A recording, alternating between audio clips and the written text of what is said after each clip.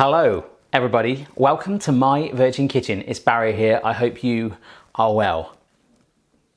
Today's video was gonna be Sprite chicken, okay? But then something happened. So you know what happens, you go to the supermarket and every now and then you find a shopping list that someone's discarded or left in their basket. It happens quite a lot to me. And I tend to avoid them. For some reason, I don't want to pick it up. But I see this shopping list, and for some reason, I take a picture of it, I put it on my Twitter, my personal Twitter, and people get excited about it, saying, Barry, you need to make some recipes out of that, and it could become a whole new playlist. And for a day, I was like, no. And all of a sudden, I thought, yeah. The actual original shopping list, I'm sure, has been recycled now. I didn't pick it up, but I did have my picture. So, on there, we have got Kopparberg, which is a fruit cider. We've got tuna. We've got passion, which we had some fun with on my Twitter, thinking, passion, I knew where this stranger was going. Pancakes, which looks a bit like a H, pancakes. Sausage meat, so I've gone for pork mince, and Sour Patch Heads, which I think I've got Sour Patch Kids sweets. I think that's where they were going for there. So out of those ingredients, and with a few tweaks, I've managed to come up with potentially a 2-course recipe, and I really want to know if you guys want to see this as more of a regular playlist, but I want to do some crazy ingredients that, you know, to really start to test me. Maybe it could be called Recipe Bingo or something like that. Let me know what you want to call it, and then I'll probably amend this title if we make it a regular thing. So anyhow, let's do it. Let's do it. First thing I'm going to do is take my favourite gadget. I think this has superseded the Apple one, and actually at the moment there's a giveaway on my Facebook page for 3 of my favourite gadgets. I'm doing regular giveaways soon, folks, as you'll start to find out on all my social media. Sliced onion, love this thing. We're going for kind of like a poor man's ragu vibe with this, okay? Tuna and pork together is going to be a bit interesting, but pan of water there just on a low simmer. We're going to bring that up to just while we're starting to cook this pan. Boom. I just realised I said cook the pan. I'm not sure if that's technically what you do. You just warm the pan up, don't you? Don't want to eat a pan. A little bit of oil in there.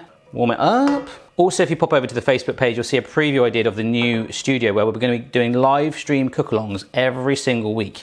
I'm not sure whether they're going to sit here on YouTube, on Facebook, or somewhere else, but we're going to play around with it, and hopefully you'll be as excited as I am. Yay! Just push those onions in. Doesn't matter if the oil was not too hot just yet. It's going to warm up with it. Just mix it around, get it coated a little bit. Starting to soften up now. That's a really strong onion. I'm getting really emotional, like I've been watching Titanic or something. Just going to season it with my pug shakers, just a teeny weeny bit. We'll season it as we go through as well. A little bit of Cajun seasoning, about a teaspoon of that. Just mix that through, let it mingle onto those onions. Like, if we do make this a regular thing though, I really want you guys to test me. I saw an ingredient the other day called physalis, which I thought was something completely different, but imagine if I had to cook using that. And hopefully we can have some rules where I can add basic ingredients to, you know, make something decent out of it. It reminds me of a TV show I used to watch called Ready, Steady, Cook. 200 grams of pork mince going in there. Better wash my hands. Just gonna break that down. So the onions are continuing to soften up and the pork mince is starting to go all white. All white? That's it. Make sure you break down clumps of pork there as well. Make sure it get nice and fine. Fine. All right, let's ramp things up. This is a handful of grated carrot. Do you know you can actually buy this in the shop, but it's almost double the price of a carrot. Just get yourself a grater. Mind blown. Dash of balsamic vinegar for a bit of tang. Love this stuff. Just a torn sort of handful of flat parsley. This will all wilt inside. Bit more pug seasoning. This is a tub of chopped tomatoes with basil and oregano already in it. So if you have a tin of chopped tomatoes, just add that in. And what I'm going to do is fill this pot up. It's 390 grams with water. Pour that on top. Oh yeah. And then we just leave it. Only joking. We're going to mix it through gently because there's a lot of water in there at the moment. And we're just going to sort of make it all mingle through. And we're obviously forgetting one more hero ingredient from that list. Just off to one side, we've got our water, which is nearly there. So I'm just going to turn that heat right down, just on a really low simmer. And then this is our tin of tuna. On its own, tuna or pork in something like this should be quite nice, but I really don't know what this is going to look like. I'm all over doing like a pork and tuna burger or something like that, or some custom hot dog, but I don't know. I feel like this is going to break down. The heat is going to really get the threads of the tuna mingling in with the pork and the carrots, and it should be like a flavour fest in there. It's on a medium heat now. It's going to bubble away, thicken and reduce down, which is really great. Full of flavour in there. To one side, we're just going to dump our pasta in, but let's just check in, see how the pugs are doing. What's this? It's me. All right, cool. You all right? You all right? It's good. It's good. A lot of you guys are saying, is the pugs coming to the studio? They will be coming to the studio, along with my bobbleheads and the cardboard cutouts. Yeah. And I still will be doing videos from here as well, from time to time. At home with Barry or something like that. Look at that now, simmering away like a boss. So yeah, that's pretty much all I'm doing, letting it reduce down. Very therapeutic. I might actually zoom in on that little bubble right there for no reason. Hopefully to the left there, you can see it's beginning to reduce down. This is some pasta. If you had a dad called Del, it'd be a Papa Del, wouldn't he? Papa Del pasta going in there. This is fresh Papa Del pasta that only takes 4 minutes to cook. If you're using dried pasta, give it about 10 to 12 minutes. So start doing that a little before it. We want to finish it at the same time. Wouldn't it be really funny if the person that had that shopping list was legitimately making this same recipe? I highly, highly doubt it. And also in the even lower chances, I very much wonder if they're going to watch this video. You're like, what? All right, so straight from the pan is our pappardelle. Going right in on that. I'm leaving a little bit of the pasta water on it. Just to, I don't know, it makes it feel like it's a bit more fresher for me. We're now spooning on the tuna and pork mixture right there. I love it. Bit of pug seasoning.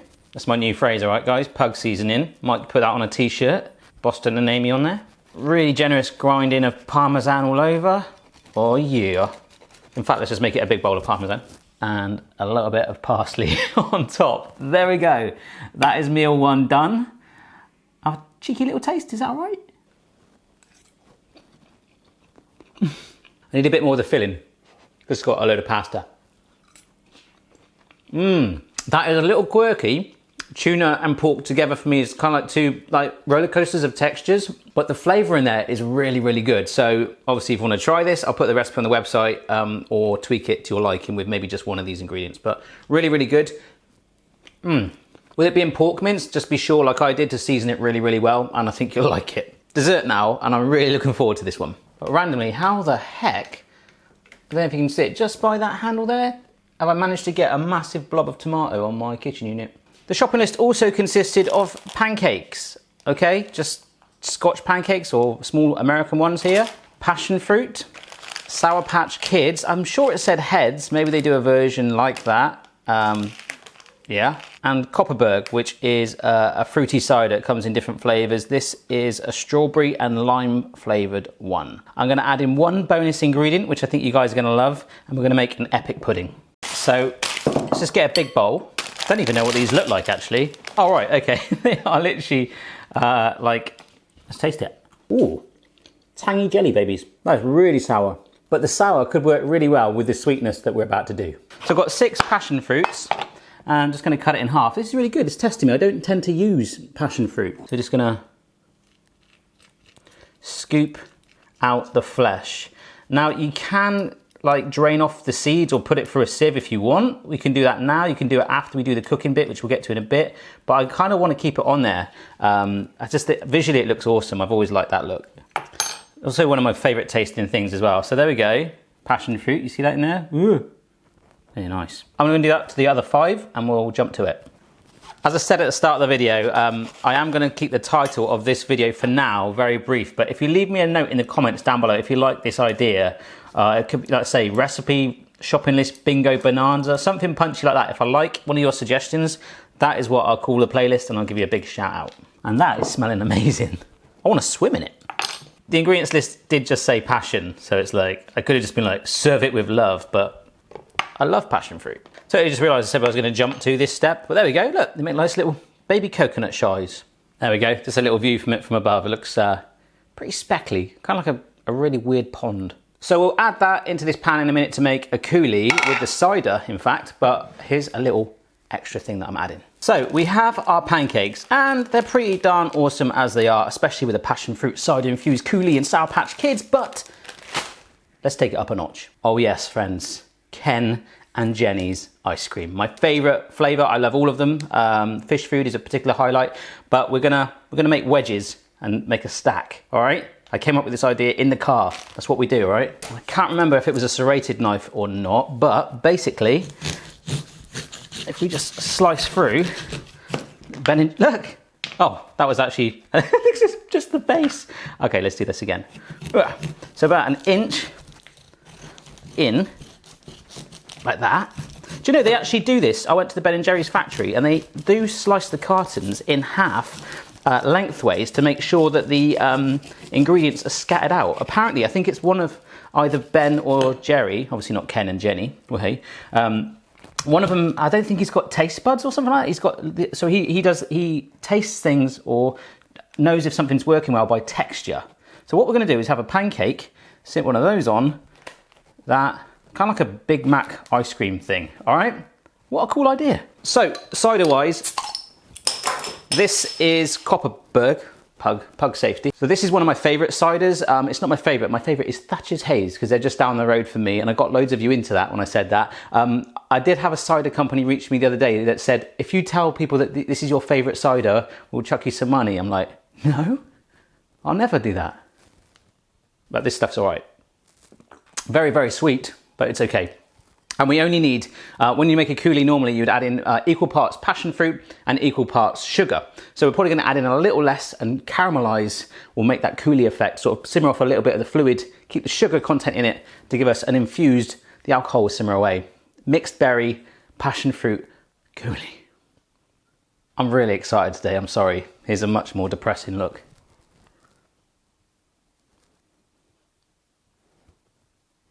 Okay, normal service is resumed. Let's do it. All right, so let's not forget about the Sour Patch Kids as well that we need to add in. But boom, in goes.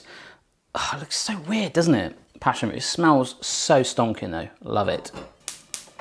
Low flame. We don't want to burn it. And then we're just going to add in the cider. So I'm going to go for about 2 tablespoons, which I feel is probably about half of the amount of passion fruit. So normally it would be equal parts sugar, equal parts passion fruit. And I'm just going to break down some of these fleshy bits. Makes me sound like Hannibal Lecter or something, but break it down. So it's got a little bit of fizz in there. We're just going to bring it to a low simmer, let it again thicken up a teeny weeny bit, and then we can serve it with our pancakes and ice cream. I've got a real nice smell of strawberry and lime cider and passion fruit going through this pan right now. I'm going to make the coulis be cold, otherwise the ice cream will just get destroyed when you pour it on. Although that could look really cool, it'll just melt it all. So that's simmering away really nicely now, which will thicken it up and the alcohol content is reducing off. But there is a way of adding the alcohol in it. You just don't add it in yet. You add it right at the very end when it's off the heat and it's cooling down. But that's for you very cheeky lot. I cannot tell you how good that is smelling right now. I'm happy with it. It's got quite, you know, it's fluidy, but it's still thickened. So I'm going to take it off of the heat. In fact, I'll do that right now. I'll turn it off and we'll let it cool down. So we can just take a moment to reflect. But you guys don't have to. We just serve it up. Oh, one last step is actually looking at these Sour Patch Kids. This is the first time I've ever seen them. I'm feeling like the best thing I can do is literally just slice it up into like little, oh wow, they didn't even want to slice. Look at that. I'm going to have to really,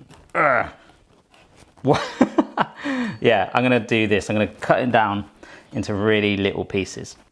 And they really want to stick together. That's crazy. Wow. You do not want to be separated. Right, that'll do. Orange, yellow, green, red, and black to garnish it. Folks, I've just had a taste of our coulis thing. That's disgusting. It needs sugar. It's too sour. So I'm gonna just heat it again with sugar in. You don't need to see that. It's finale time. Oh yeah, oh my gosh, that's amazing now. All right, let's do this. Pancake goes down, boom. One of our wedges of Ken and Jenny's, right in there.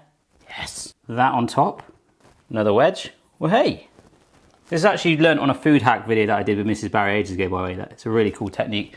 Pancake on top. Now I would eat that as it is right now. That would make an awesome ice cream sandwich. But no, we take some of our lovely, finely sweetened passion fruit coulis and just put it over the top like that, let it fall over. You know, I didn't pick these ingredients, they picked me. And then who could not forget the garnish of Sour Patch Kids on top. I don't know about you, but that looks awesome. Oh my gosh. Awesome. I thought, oh, I love how the actual coulis, because it's so cold, it's sort of chilled it and set it like a jam. Oh my God. We've made something special today, folks. We've made a new religion, okay? This is insane. I really, out of the two, the other one was a little bit more normal. Make this, you will love it. So there we go, possibly, well, the sun's coming out. A great idea for a new playlist. Please do let me know down below if you've got any name ideas for it. I really think we can make this a regular thing. So let me know down below any recipes you want to see next. Subscribe for regular recipe videos and food fun. Don't forget to check out the My Virgin Kitchen podcast. It's free every single week. And I will see you again next time.